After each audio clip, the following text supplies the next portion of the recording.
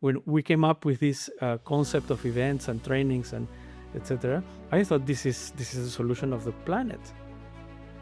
Why aren't we addressing, for example, the issues with the climate, right? Let's see it through the problem, through the perspective of fear, and you are going to find out all the interests of the different groups. You're going to find out amazing things. So if we could sit down in my company, my country, the planet, and analyze why are we fighting the others, you will find out that fear is at the foundation of our civilization.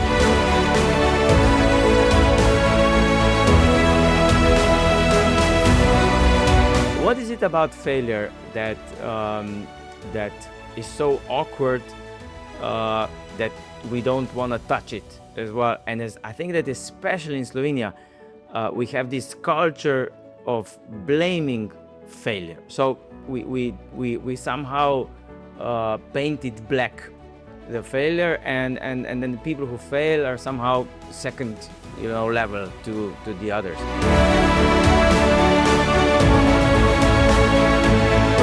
So I think that failure is one of the most amazing things that we can experience, and actually I think it is very misunderstood. Okay, so remember, I said to you that I heard the question, how come that we're not learning from our failures? Right? When the whole business world is about learning from our failures.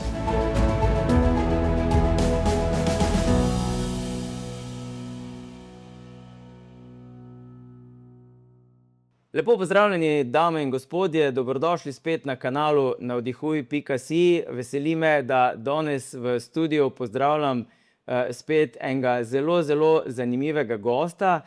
In že uvodoma moram napovedati predvsem to, da smo se navajeni drug drugega v našem materinem jeziku v slovenščini. Tokrat bomo situacijo malo obrnili, namreč moj gost seveda govori tudi slovensko, ampak se dosti bolj udobno počuti, če govori angleško. Meni pa to seveda tudi ni problem in verjamem, da se boste tudi vi navadili, seveda so tudi na voljo tudi slovenski podnapisi.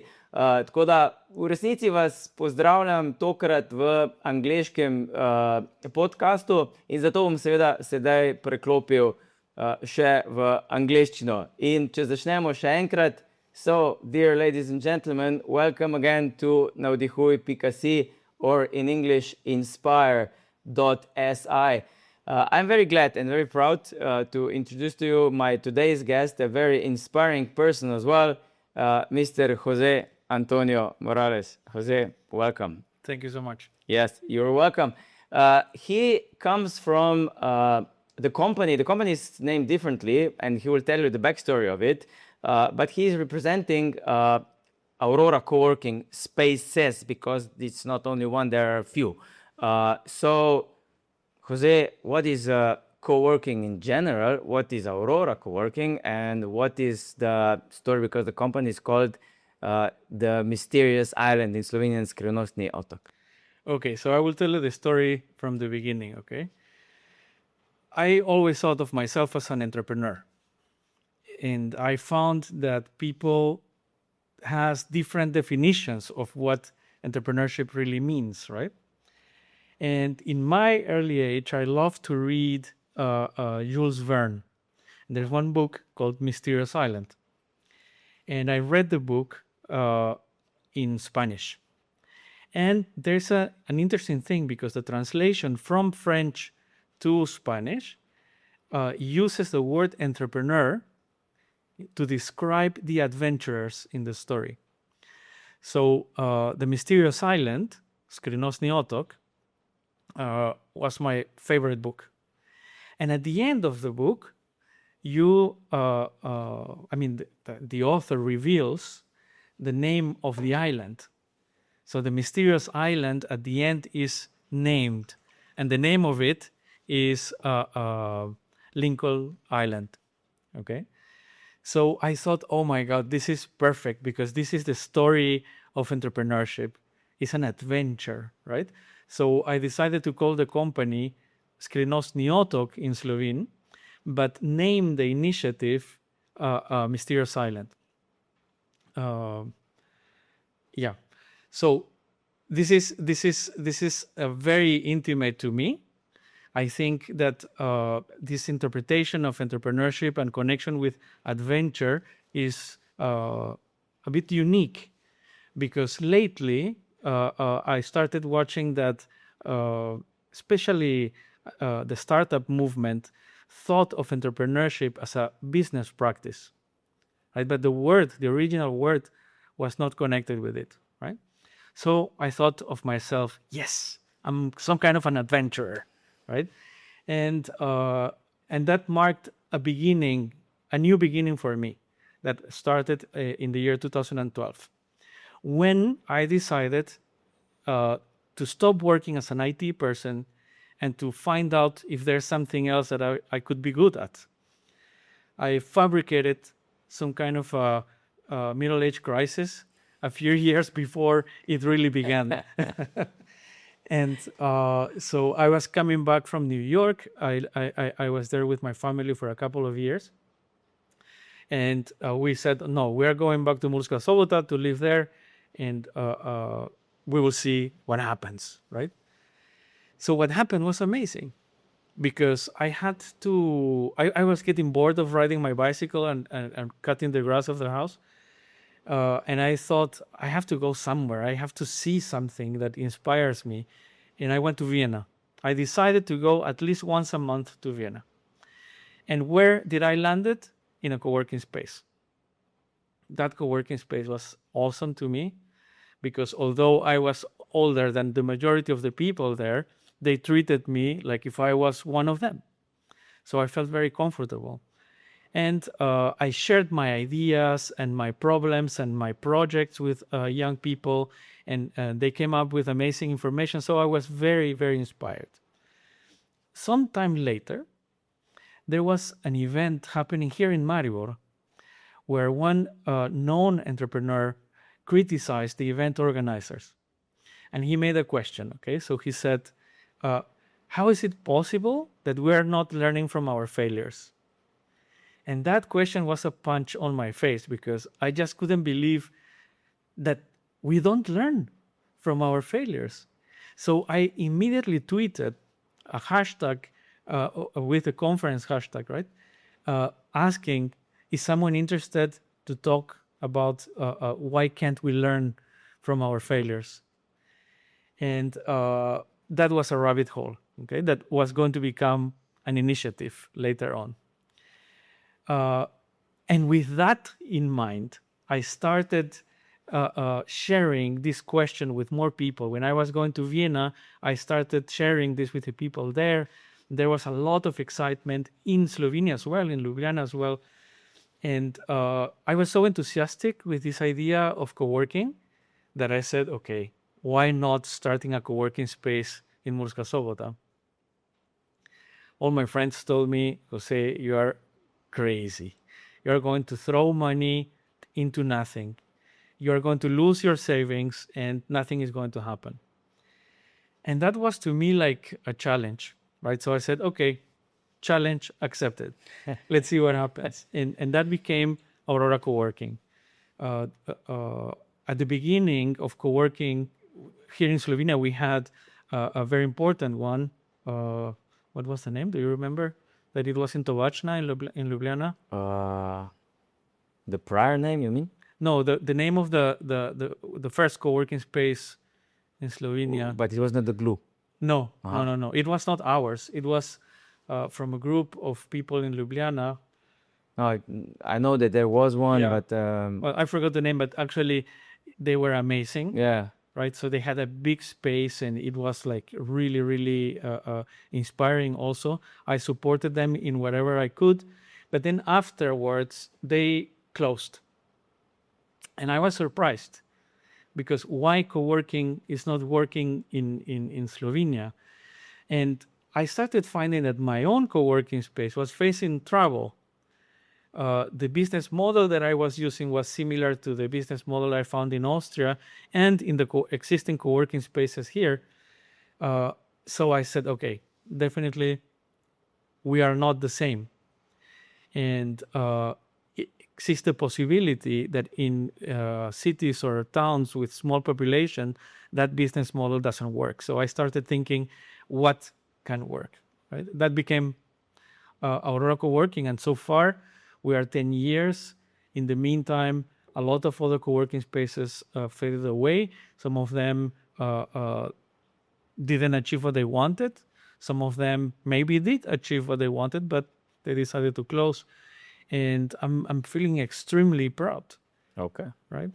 So if you, let's say, wanted to explain the idea of a co-working space in general, so for somebody that is not acquainted with the term or with the concept, what is a co-working space?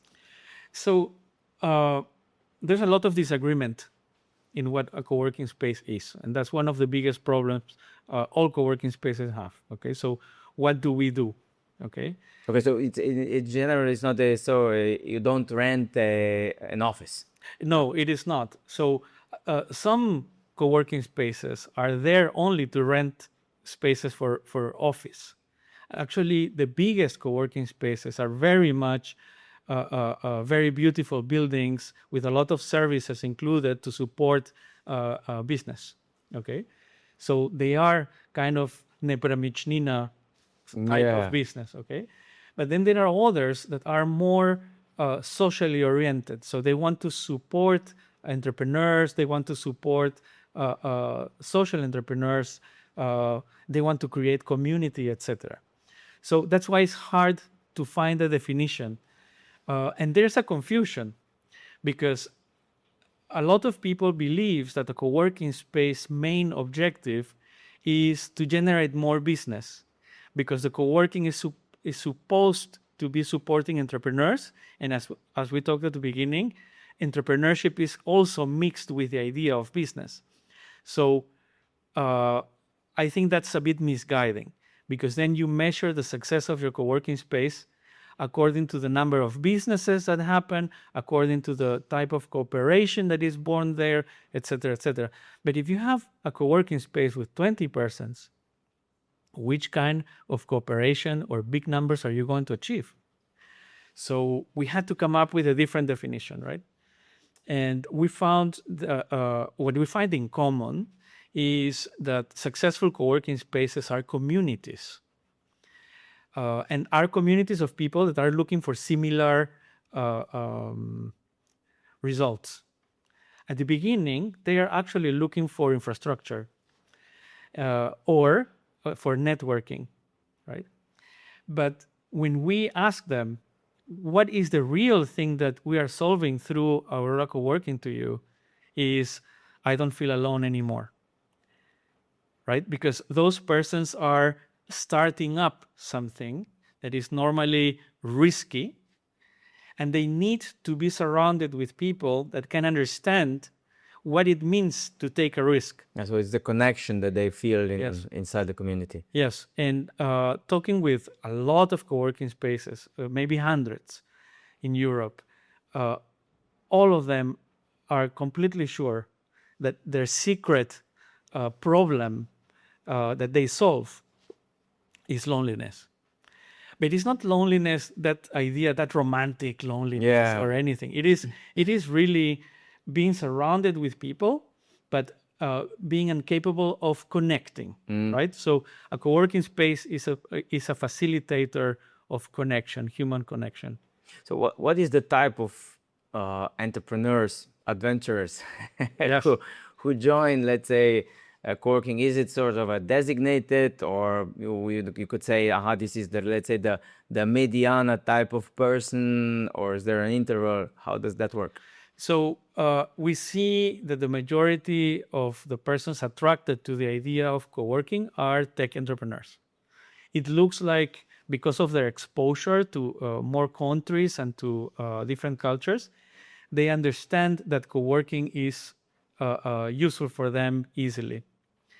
But we do have other kind of entrepreneurs as well, right? So we have translators, we have designers, we have architects. We had a couple of lawyers. So every time there is more people interested in the idea of co-working, but yeah, the tech people is kind of more familiar with the concept. So a majority is, let's say, modern type of startups that are perhaps only one guy starting up, or let's say a few, and they perhaps progress or. Yeah, what I see is that there is interest from teams to join co-working spaces. We have, at this moment, we have a team in Ljubljana that have 7 persons there. But I think that the individuals or the very small teams are ideal for co-working. Now, I'm talking about co-working in Slovenia. Because if you go to Germany, maybe to Berlin, you're going to find huge spaces that give you every kind of facility. So you can easily have teams with 20, 30 persons inside of the In a co-working, co-working, yeah. right? But in the case of Slovenia, as we have a lot of towns with small population, it is a bit harder. So I think individuals, SPS, or maybe groups of 2 or 3 persons that are trying to begin something benefit a lot Yeah. from co-working. So mainly one that is a member, you call them members, yes? A member of a co-working space, then gets a desk. So there's you were mentioning infrastructure. So this is probably the first question that I would ask. So what kind of infrastructure do I get? So it's all the, let's say, coziness or commodities that a good office would have. So Yes. a coffee machine. Yeah, I mean, the coffee machine is essential. Have a small kitchenette is essential. Having a space for calls is very important. In Mursko Soboto, for example, we don't have a space for calls, and it's becoming a problem. So at the beginning, we were used to it. We managed how to do it. We have a space where we can kind of hide for Yeah. our calls, but it's not so comfortable. And but the remote calls are now so frequent that you might have 2 or 3 persons at the same time having a call. So yeah, that's a very important part of infrastructure. But more than infrastructure, I think, is the facilitation of a community. That matters the most, right? And the perspective. Some co-working spaces are focusing on high rotation. So they prefer to have short-term memberships, but to maximize the possibility of people coming in one day. In the case of Aurora, in Mursko Soboto and in Ljubljana, we think a bit different. We prefer longer-term memberships. So yeah, are there any, let's say, that you can mention perhaps success stories that, let's say, became members and started up the business from scratch, and let's say now they're already a sort of a name somewhere, perhaps in their own market or focus group or community, however? To be honest, I don't see one initiative that became famous, for example. But I would say that most of the initiatives that happened in Aurora became successful from a different perspective.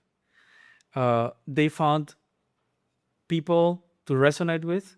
They found support, and I'm not telling you that they are a failure. I mean, we have members that are since the beginning of Aurora, so for 10 years. And I'm not saying that they didn't succeed, but they succeeded as businesses, but they didn't become famous. They were not looking for that kind of result. And when you ask me about success, some of the first things that cross my mind is how many times all the different entrepreneurs that are for so long with us went through problems, and they were depressed or anxious, and they didn't know what to do, and they found solutions through the community.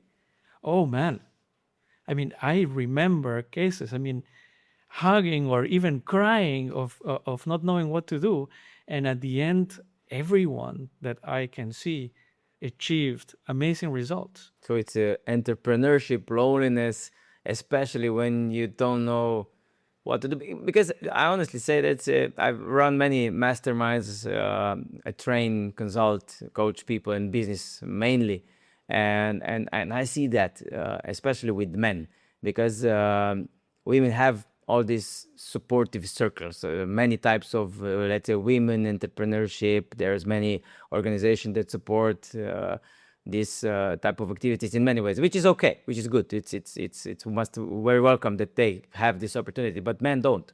Correct. We just have to be, the entrepreneurs, like the classical ones that will figure it out. Yes. But many don't, and especially I believe that the young ones that perhaps have not been equipped with, let's say, social skills as, let's say, Generation X was us, perhaps, because you had to, if you wanted to go outside and play, you have to conduct or gather a bunch, which was a social goal that you have to perform. You could not type in a Twitter or Instagram. You had to go and ring and then negotiate with the mom or a dad, Yes.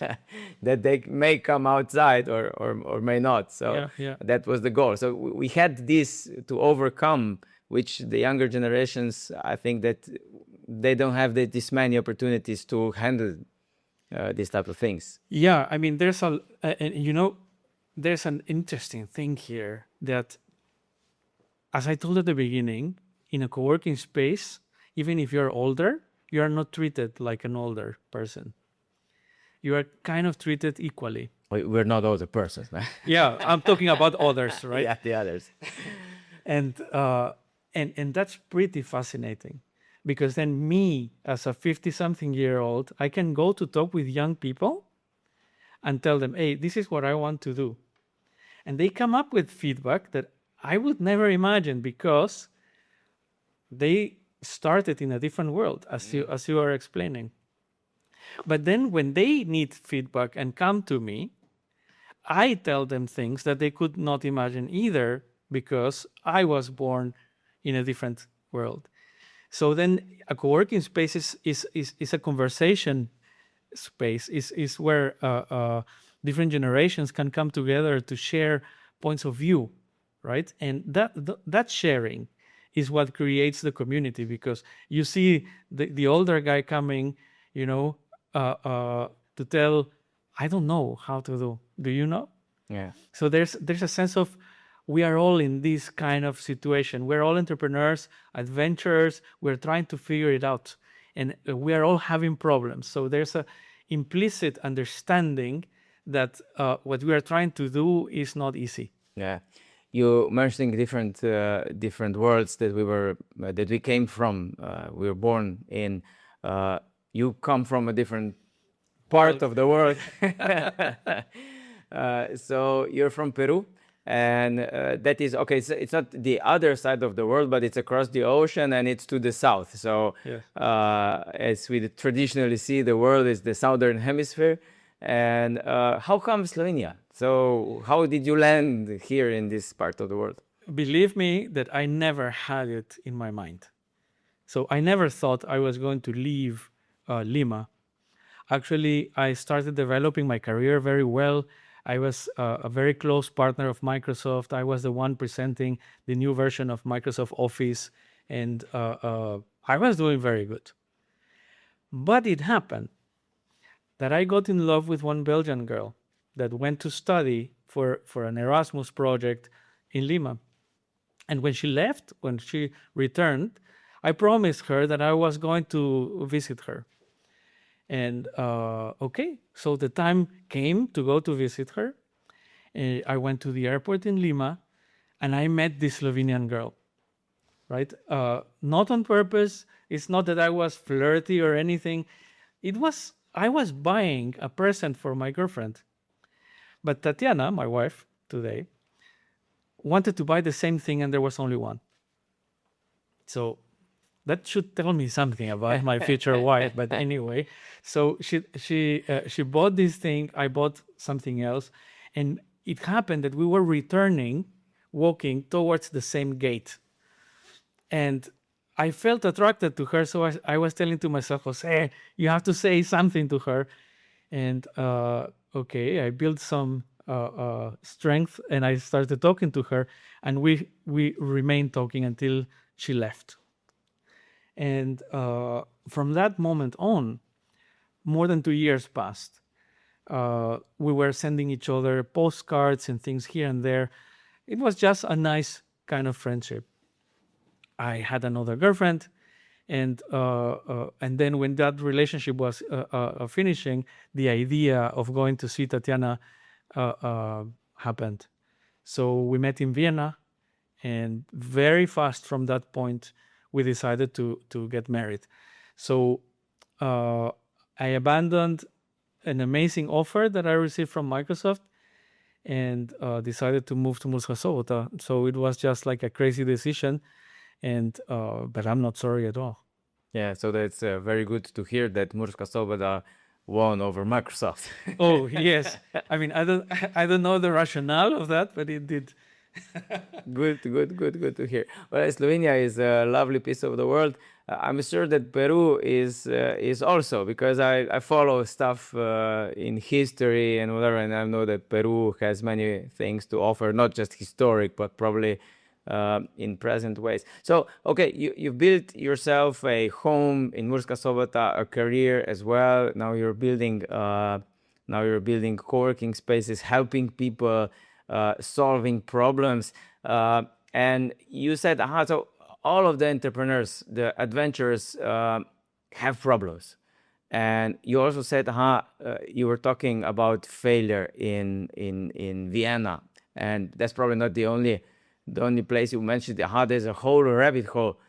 So by that we understand that there's a vast place that we can explore, and it's perhaps not many people go there for certain reasons.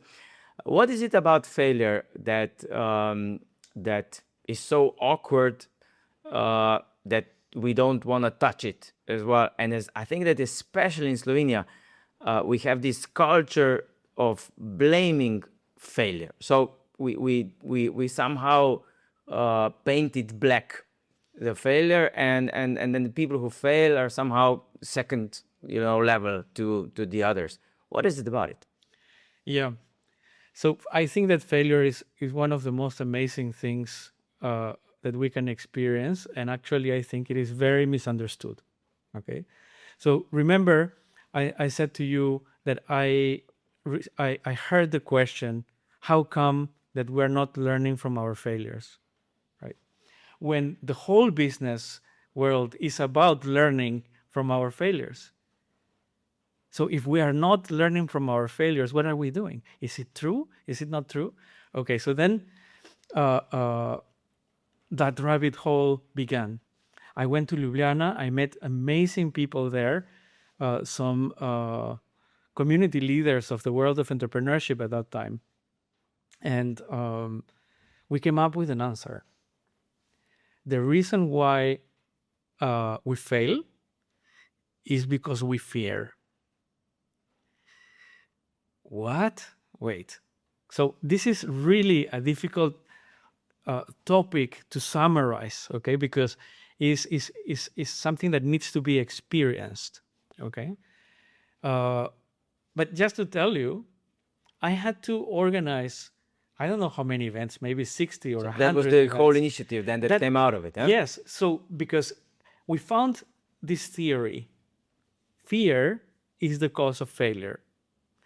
Now we have to validate it. Let's organize some events. We organized a conference in Slovenia. We had amazing people speaking there. And then it was so amazing that I promised to organize smaller events like meetups. I ended up organizing events in 5 different countries. I saw more than 2,000 persons in those events, and I coached around 80 speakers. From the 80 speakers, I would say that 60 of them changed their lives after the presentation. So I was seeing in front of my eyes the validation of what happens when you transcend or transform one of your main fears. And it just changed your life because your perspective expands.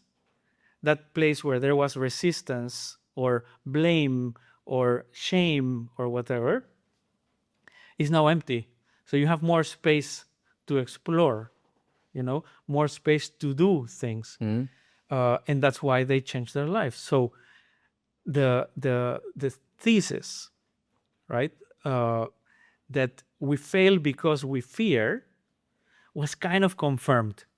Okay, So is it the fear of failure that makes us fail? No, it is the fear in general. In fear in general. Yes, because so then I had to try to define fear, and I hit a wall because there's no agreement on what this word really means. So the best that I could do from all the books that I read is to divide it in two big groups. Okay, one is the psychological fear.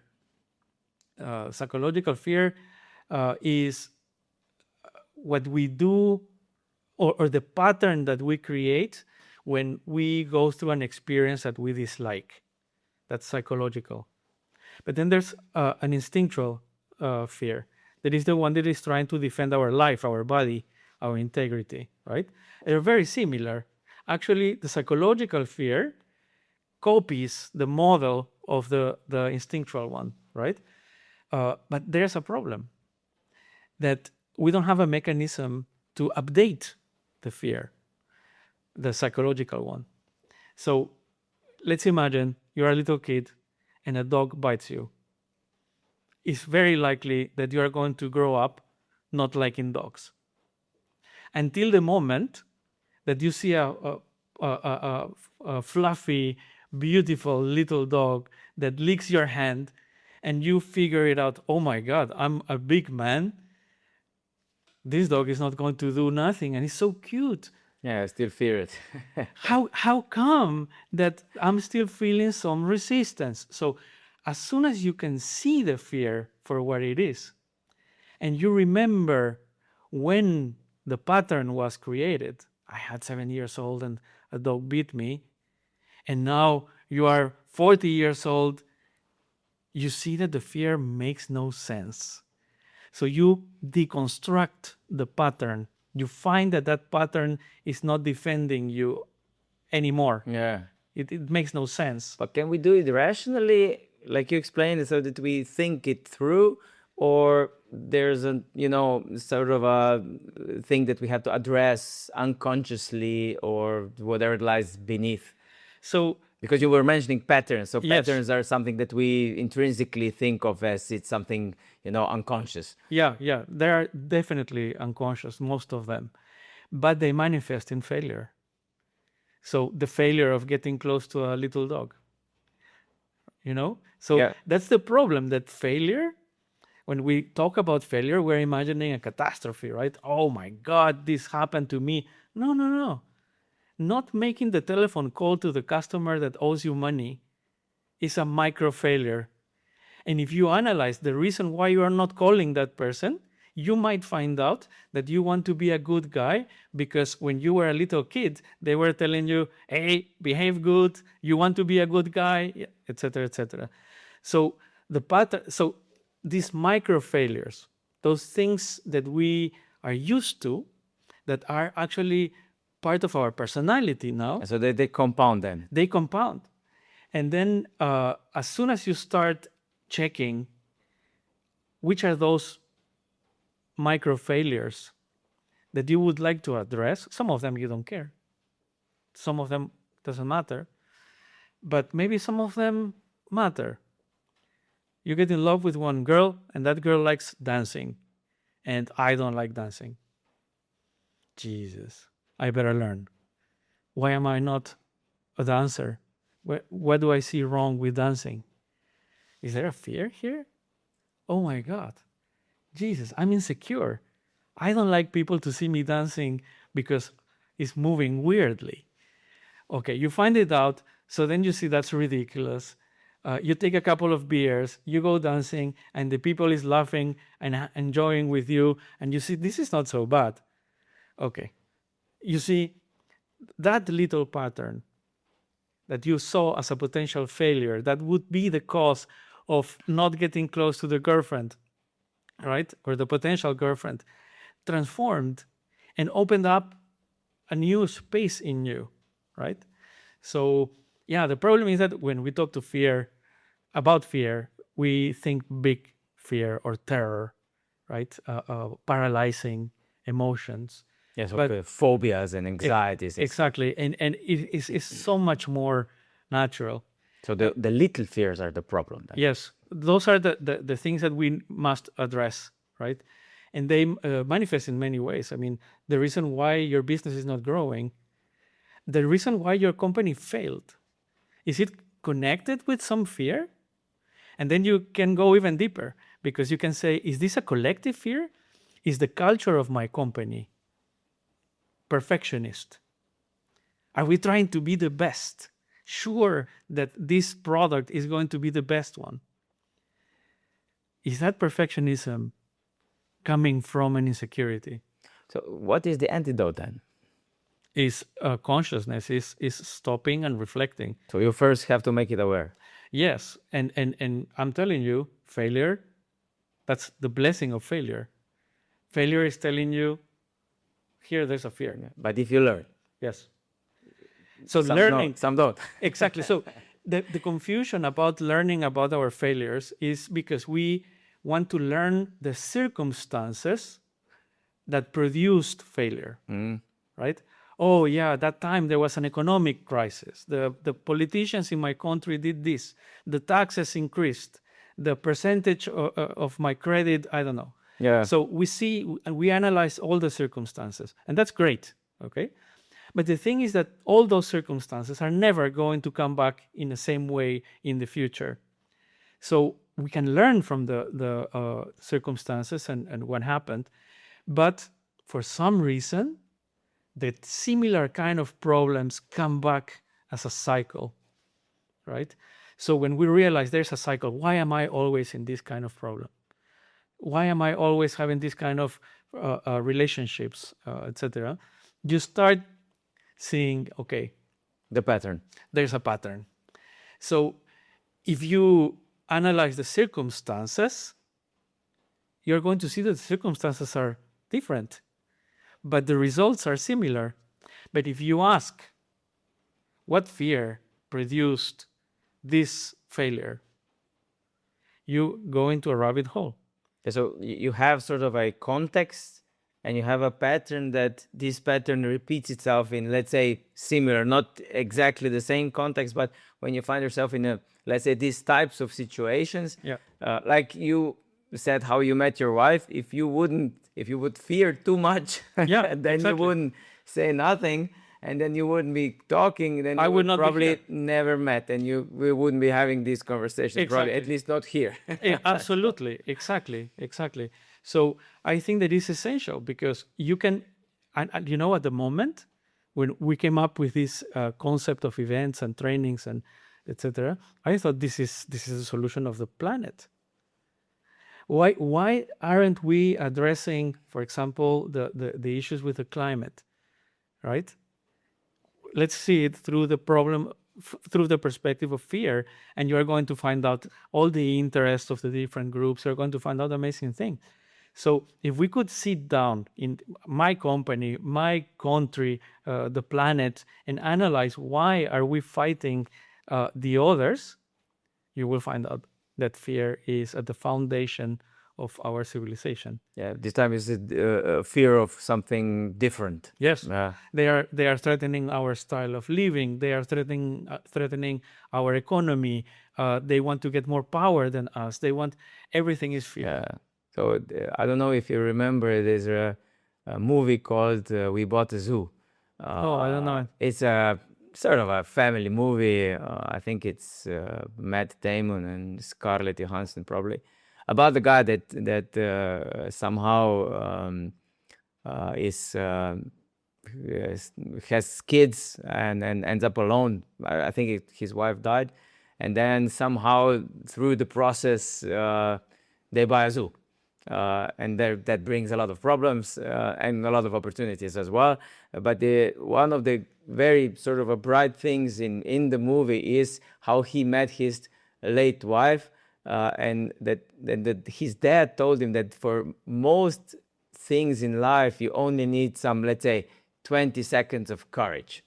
And everything goes. And so it was a similar story. He saw the girl somewhere in the dine from a bus, and he went off the bus just to say hello and to tell her that she looks amazing. Yeah. And then they married. So it's a similar It story. is the same. Than Right? yours, yeah. It is the same. And so you see, fear becomes part of our personality. So as fear is in the base of our civilization and our culture, it is also part of our personality. So I figured, this goes a bit philosophical, okay? But I figured that we resist talking about fear because if you remove fear, it feels like you're removing parts of your personality. We're vulnerable in that Yes. manner. Yes. So I've been telling that I'm not a dancer forever. But it only takes 2 beers. It only takes 2 beers. And then the thing is that if I hold on to this personality and I'm proud for not dancing, I'm a stiff guy. You know? Many people do that. Many people then take this, let's say, what is the word? You have an excuse for behaving such a way because I'm not that. So they develop, they construct it into their personality. Exactly. So, yeah. I'm not a seller. Yeah. I hear this all the time. And you have an excuse for all your life for not touching those parts of the business or the whatever. Yes. And I have a lot of these patterns. Right? So you said you coached, 60 people. Yeah. So what did you do with them? So you make them, go through the fire or whatever? It was an amazing thing because I didn't know that we were deconstructing fear. What we were doing, we're preparing a 15-minute speech. So it was an interesting experience because I said to them, tell me your story of failure. So they prepare themselves to tell me in 5-10 minutes what their failure is about. And in every single case, they were describing the circumstances, and those circumstances were kind of an excuse. Like that's why this happened. That's why this happened. It's not because of me, but it's because of it was the context of the situation. Exactly. And then when they finish, I ask them, what is the fear that caused that story? What? Jose, wait a second. No. Yeah. They could not understand the question because it feels very unnatural. And yes, I was insisting, tell me, what is the fear that caused... I was not afraid. I was working hard. I was trying to do... Yeah, okay, but let's stop with the circumstances. What was happening when you were failing? And some of them, for example, would say, oh my God, I was not asking for help. I saw that failure was happening, and I started pressing my team the triple, and I didn't see that by doing that, I was actually decreasing my chances. Helping the failure. Yes. And so then they figured out there's a pattern. And then I asked them from where this pattern came. Do you have this forever? Yeah. If you ask your friends, will they say, yeah, that's Jose. He was always like that. Or not. Yeah. And then they found a thread and they start pulling the thread, and they discovered something that revealed something amazing to them. Yeah. There was a case, if I can tell you, that was the most surprising to me. It was a 60-something-year-old man that he wanted to tell in public that his life was a failure. Okay? Sort of in general. In general. That he failed as a human being. And that was a tough thing, also for me. And I knew that his wife and son were going to the event. So he was using the event as an opportunity to tell, kind of like excusing himself. Yeah. Okay? But the format of the event broke something, okay? And when he was in front of the people and he had to start telling his story, he called me and he said, I can't. What does it mean, I can't? I forgot the whole thing. I don't know what to say. And I said, invent a story. It doesn't matter. Just Yes, say something. open up, Yeah. open up, say something, whatever it is. And he came up with a story of an elephant. I will not tell you the story because it's long. But when he finished the story of the elephant, he found out that he was the elephant. And it was the story of the old elephant. And he found that through his story, he found that there was still hope. That there was no expiration date for declaring my life is a failure. And there might be something that he can still do. Well, so he used the story to say, and my compromise here with all of you and with my wife and my son is that I'm not going to pension, that I'm not going to declare failure. Actually, I'm going to start again. That story of the elephant became a book. Because of that book, he got a lot of customers, like business customers. Yeah. And today he's my mentor. And he wrote a second book that is also successful. He was a business coach. And for first time in his life, he managed to reach so many people. And he discovered that the love of his life was organizational culture and the role of humans. He was always in the past going more towards the mechanics of how the organizations work. But now he understood that there was a human factor that he had to integrate. He went to pension a couple of years ago, but he is still very active. Yeah. Right. So that's a case of a person that was destroyed, depressed, and transformed He into transcended. Yes. Yeah. Yeah. Yeah, these are amazing stories when people make aware of what is holding them back. And it's usually some pattern that somehow they have from their childhood, from whoever, it doesn't matter really. But when they make it conscious and they start to work on it, there's many different ways how to address it. But it's usually in some sort of form of courage that you have to apply in order to get rid, Yes. to overcome. But you also said it was a lovely expression how you put yourself out of your comfort zone in many ways, in many directions. Coming here, Yes. doing the co-working and everything. So it's Yeah. I think that's something in me, and believe it or not, the pattern of putting myself out of my comfort zone is also my own fear. My own insecurities are always pushing me to try something new. It's like if I'm constantly looking for, am I good at this? Can I be good at that? What if I try here? Maybe I get more success here than so far. And but I don't know what the fear really is yet, but I know the pattern. And this is a pattern that is not necessarily negative. It presents me some challenges, right? Because, for example, when I try to express who I am or what I do, I always have problems because I do too many things. But I learned to accept this because now that I'm over 50, I can see that when you persist at something, it's inevitable to become kind of an expert, right?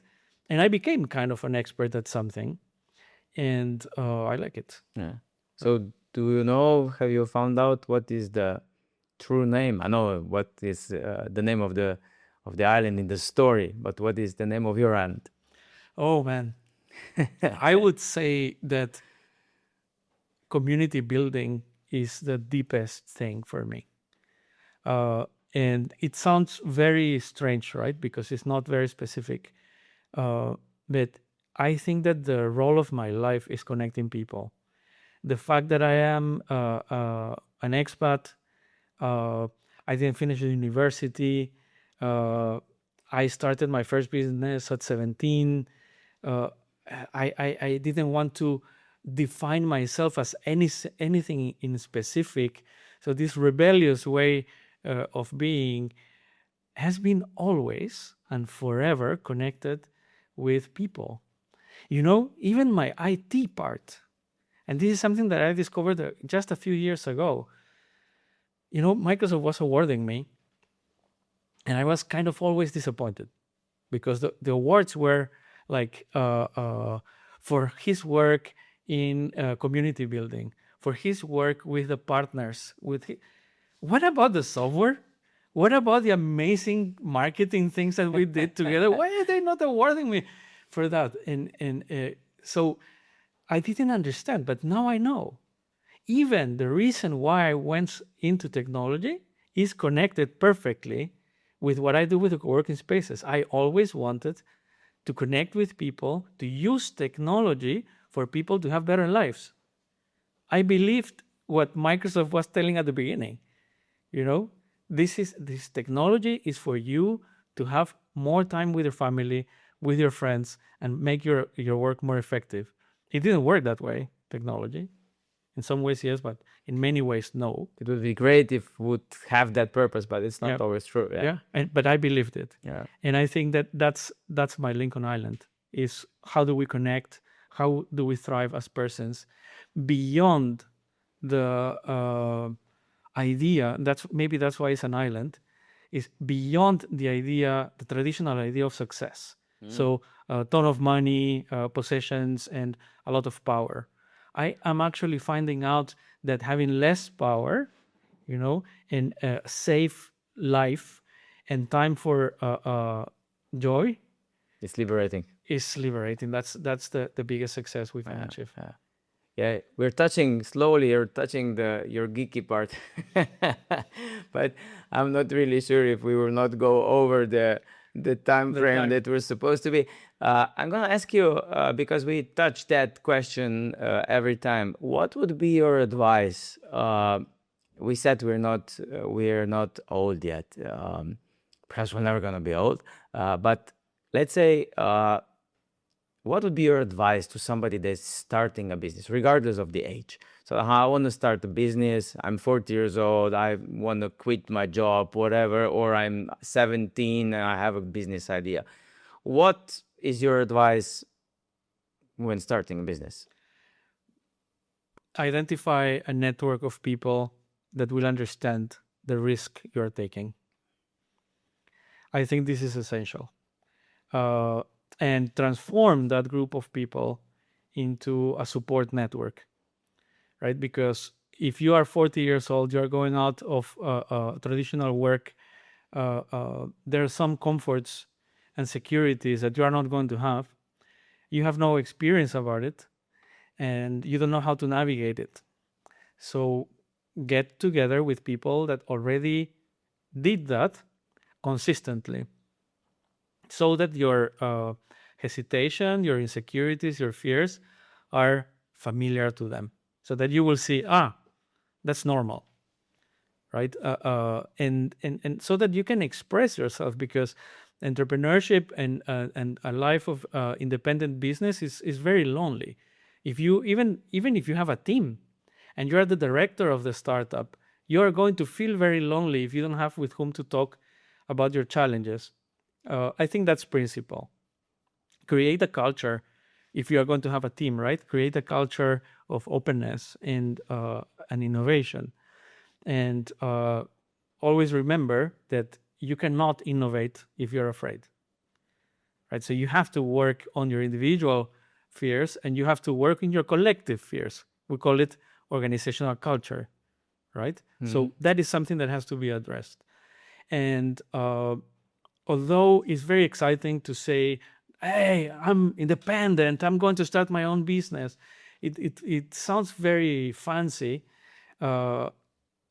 Recognize that you will need a completely new set of skills, and don't deny the business development. That's something that I kind of denied. I'm not a good seller, because I was one of these persons saying, I'm not a seller. And now I see that that was a mistake. You always have to be a little bit of a seller. Always. And there's a lot of knowledge that you need to have. So if you want to go independent, if you want to start up something new, get involved with the process of sales. This is not the 80s or the 90s where an advertisement in the newspaper could produce customers. Now the competition is distributed and is much harder. So we need to learn how to communicate our value proposition. Okay. Jose, these are amazing themes, amazing topics. It would be great if we could expand on this. I'm sure we will. We'll have a chance. I thank you very much for you coming here to share all of this with me and with all our audience. So thank you. I wish you great success with Coworking and all your future adventures as well. And I'm also sure that we will share at least some of the journeys also together, as I'm also a very grateful member of Aurora in Ljubljana. So, yeah. Jose, thank you very much. Thank you so much. I really enjoyed this conversation, and I'm open to continue whenever you want. Thank you. Thank you, Maraj. I'm sure that we'll continue in the very near future. So, to everybody continuing still in English, thanks for watching today. I'm sure that you have found many or a lot of good advice of how can you tackle your unconscious fears, and then how also to succeed. What are the takeaways that Jose was explaining of. I also want to thank you for being with us.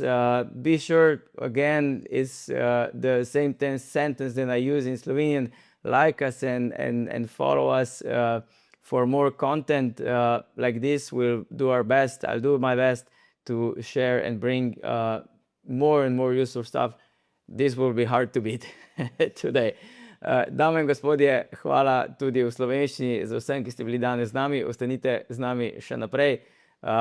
Želim vam veliko uspeha, imejte se radi. Jose, tebi pa še enkrat hvala tudi v slovenščini. Hvala lepa. Živijo.